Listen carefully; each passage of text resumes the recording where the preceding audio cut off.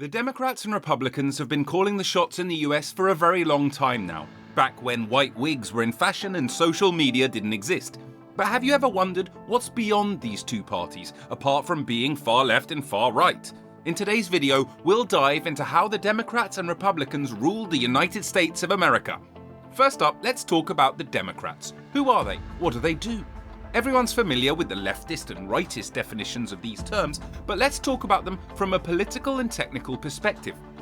Democrats are the ones that strongly believe in democracy, obviously. So, what is democracy? Well, it's one of the political systems in which the citizens of the states are in charge of the decision-making process. Or in other words, they practice voting in elections. Sounds fair, right?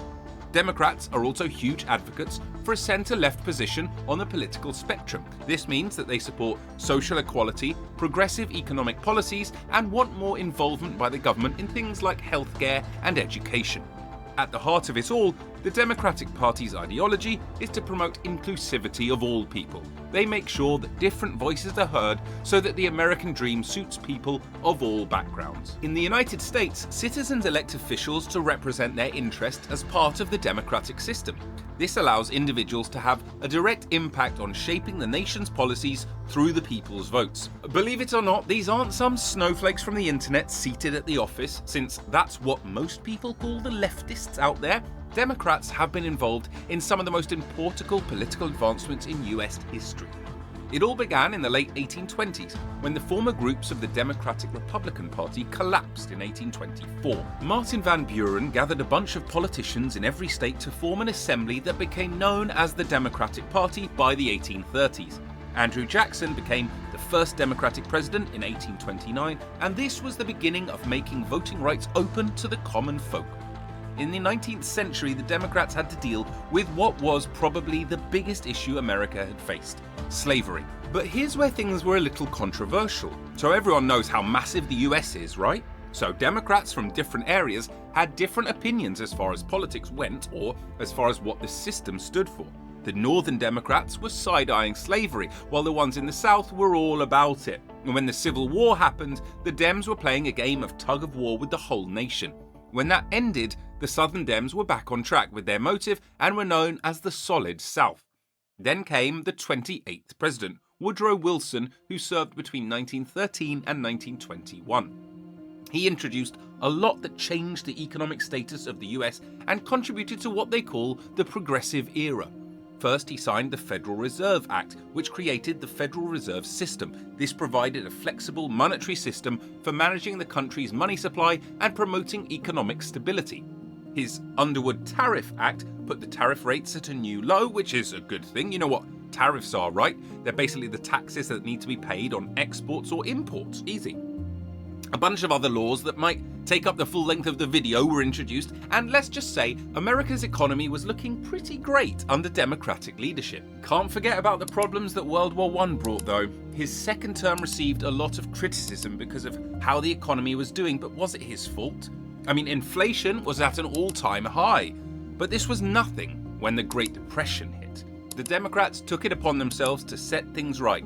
Don't worry, the Republicans had a role in all this too, but that's for later in the video. The Emergency Banking Act of 1933 and New Deal programs like the Civilian Corps, Public Works Administration, and Works Progress Administration all helped increase employment so that the economy could stabilize. Other than those, the Securities Act of 1933, Glass-Steagall Act, Social Security Act, and Wagner Acts were all introduced between 33 and 35.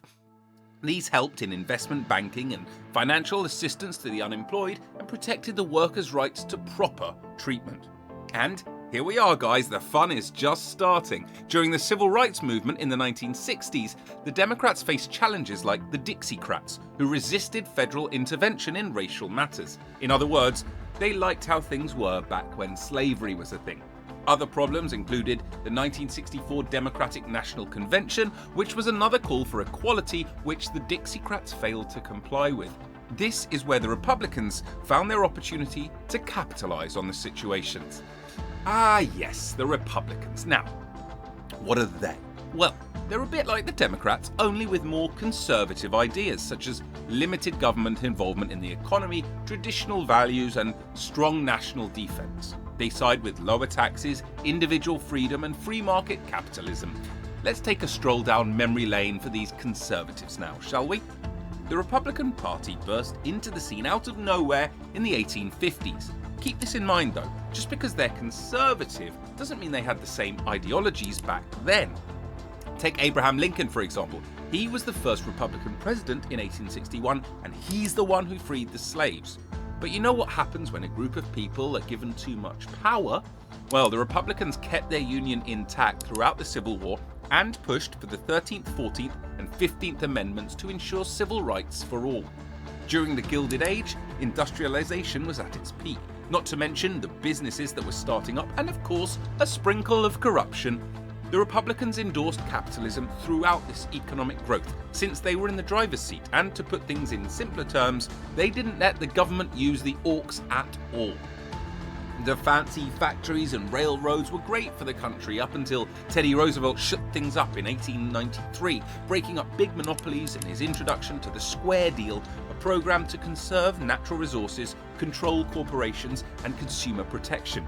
The reason this was a big deal was because technically this really wasn't what the Republicans stood for back then. But things were back in full clutch in the 1920s when President Calvin Coolidge let the economy roar. So that's why it's called the Roaring Twenties. Who would have thought? But guess what happens next? The Great Depression. Now, President Herbert Hoover tried his best to fix the economy, but could only do so much.